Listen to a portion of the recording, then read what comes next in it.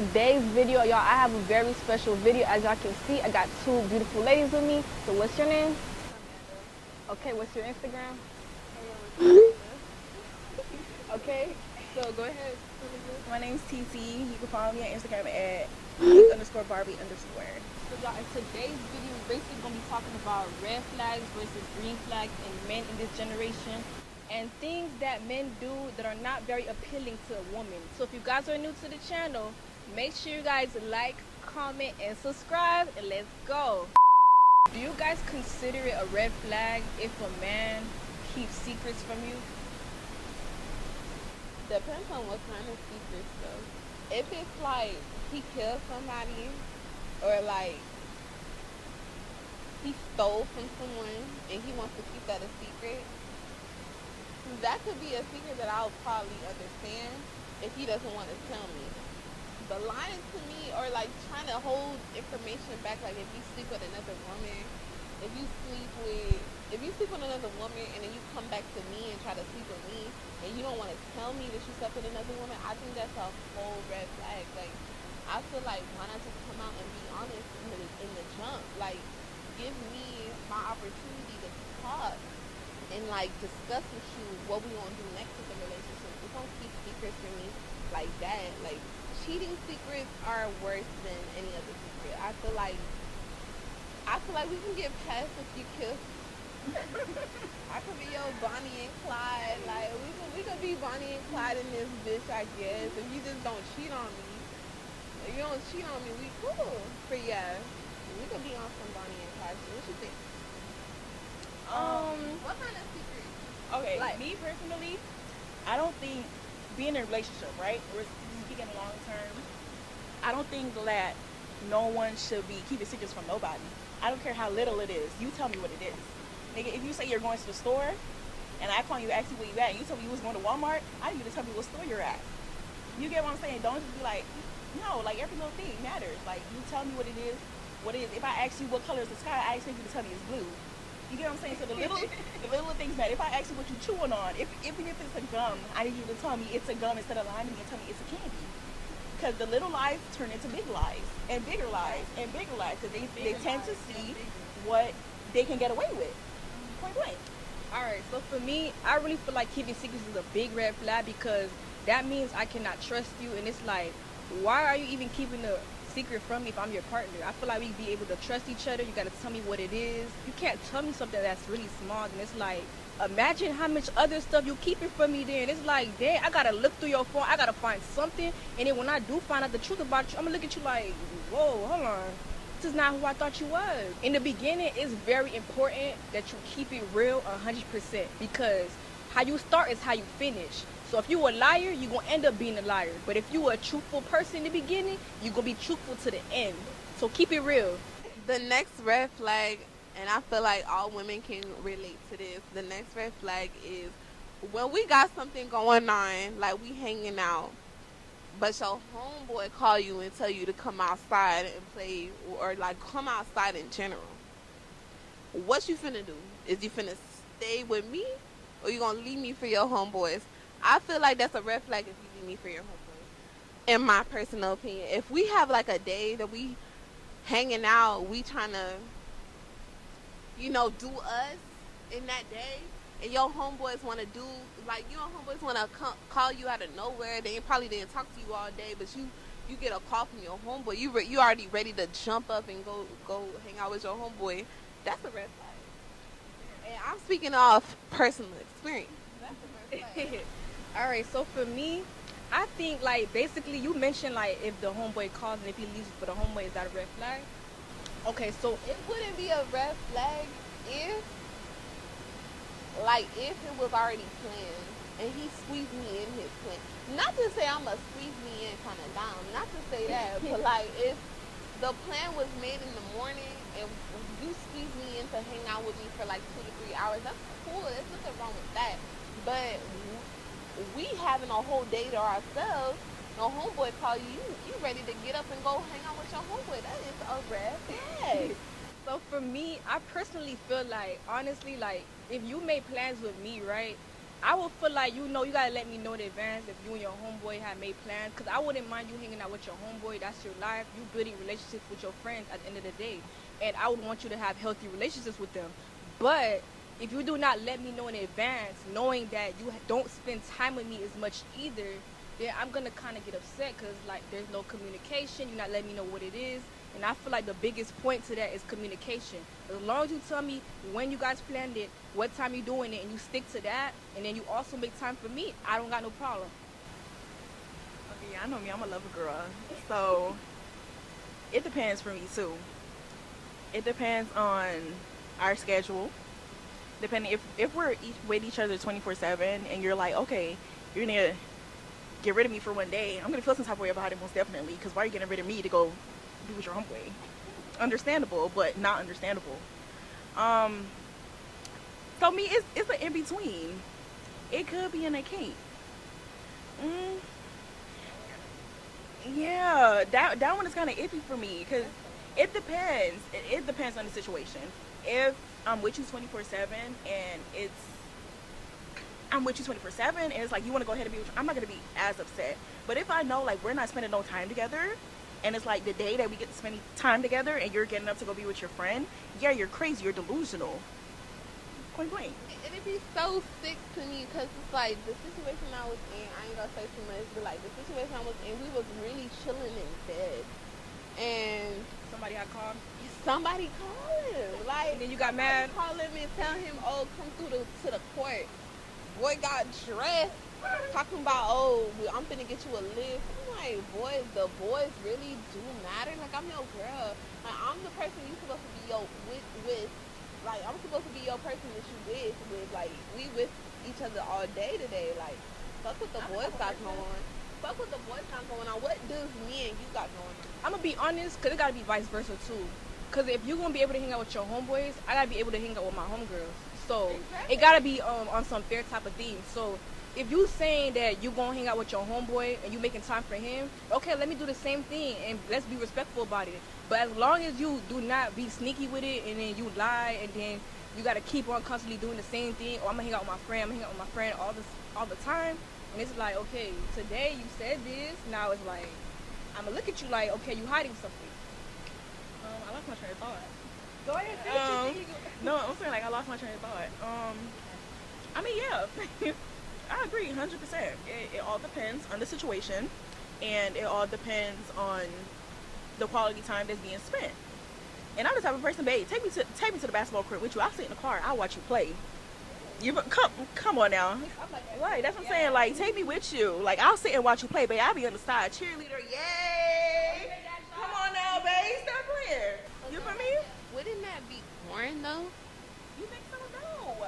I feel like it's boring because Okay, let me tell you, I feel like it will be boring if it's not in your best interest. But if you really like this person and you really like F with them heavy, then you wouldn't mind being there with them. You Cause would wanna be in that perimeter of that person, whether Yeah. it's y'all being close to each other or not. but if it's on some like, oh, he gonna go do this, and like, oh, you cannot come, and it's something very I feel simple. like, yeah, most definitely. What do you have to hide? Why I can't come to the park with you? I'm not saying every day take me to the park because you want some time for your homeboys. That's Yeah. cool. But if it's like a day like that, So are you like the clingy type where he got no space and you gonna always gotta be around him consistently, and if you not around him, you gonna get mad? Are you like that? I'm not gonna say mad, but I am clingy. But it's to a certain extent, and that's why boundaries need to be set in the relationship. If you start out from the beginning and you want to be around me 24/7, baby, let one day come around and you don't want to be around me as much, I'm gonna think you're up to some shit. I'm gonna think you cheating. I'm gonna think you losing interest. Cause why all of a sudden now the energy is changing? Don't show me something in the beginning where you know you can't keep up with that throughout the relationship. If you're showing me that you're clingy, if you're showing me that you want to be around me 24/7, yeah, it's okay to set boundaries, but you set boundaries in the beginning so it doesn't get to that point. Yeah, I'm clingy. If you're not clingy, that's okay. But we need to set that boundary. Like, okay, yeah, I'm gonna need some time for myself sometimes. But baby, don't try to pretend like you're clingy to me in the beginning. 2-3 weeks, then you're tired of me, and then you want to switch up the routine. In the beginning, they trying to get you, and once they get you, then it's like, okay, I got you now. I want to show you who I really am. As soon as things start changing, you need to run out the door. What is the main thing you guys look for during the talking stage? You go first. So that's a good question. The main thing I probably would say I'm looking for is consistency. Even when I'm giving up on the relationship, it's your consistency on how you just approach the relationship. Like, you don't want that shit to end. You're consistent with it. You're consistently trying to talk to me. I find that hella attractive. And a lot of people might say, oh, you just want to be chased. But that's my role as a woman. I'm supposed to be standing high. Like, any man that I deal with, any man could get me pregnant. So what I really do feel like is consistency. And through that consistency, I want to see your actions behind this. Like, because you know, everybody got an intention for you in their life. Like, it's either they're going to want to support you or they're going to want to take from you. So I want to see a consistency where you're just trying to pour into me.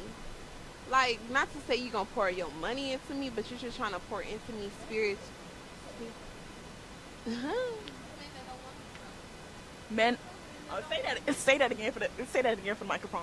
What do you feel about men that don't want to give you no money? So me personally, I'm not trying to say that women date for money, but eventually y'all gonna want to go on dates, y'all gonna want to travel, y'all gonna want to do things to keep a relationship like healthy and keep it going. But when it comes to the point where you gotta always spend and she do not take her wallet out, okay, now you're gonna see the difference. Now to me, I'm gonna be honest, I'm not gonna be looking at you for your pocket. I have it sometimes and then you have it. Okay, cool. You know what I'm saying? I don't have no issue with that. Well, you know, Amanda called me a provider. She said that I like to play the nigga role, I guess you could say. We're young. I don't have no kids. You don't have no kids. You're living your own life. I'm living my own life. You have things that you want to accomplish. I have things that I want to accomplish. So it's an aspect of... I got a brain fart. All right, you guys, technical difficulties. So apparently the light that I have died. So you know what? We're gonna use the natural light we got right here. We got natural light. Y'all can see us. Y'all not blind. Let's go. Okay. So what was the question again? Do money play a big role in a relationship, or does it matter if he has money or not? So it matters to an extent. You're young, I'm young. You have your own goals, I have my own goals. But it's an aspect of I make my own money. You have to come and at least add something to make my life a little bit easier. Maintenance needs to be done. I'm not saying that you need to be paying my bills, paying my phone bill, paying my rent, paying everything. I'm not saying that, but baby, my hair should always be done. My nails should always be done. The coochie should always be waxed. And that's it. The monthly maintenance dates should be paid for. I have no problem paying for dates from time to time.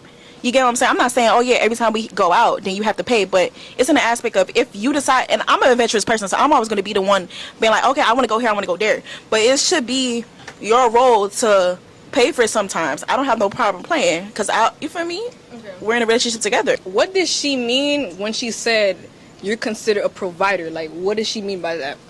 What do you mean? When she was like, you're like a provider as far as like you would give, like what does she mean by that? So Amanda be shading me because of the history of me trying to do for people, men, that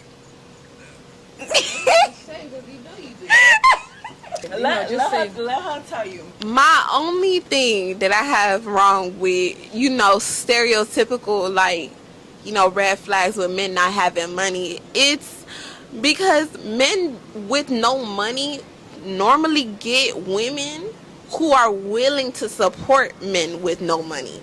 And I feel like that is not a woman's role. At the end of the day, she ain't your mama. She ain't supposed to be paying for nothing. She ain't supposed to be giving you nothing.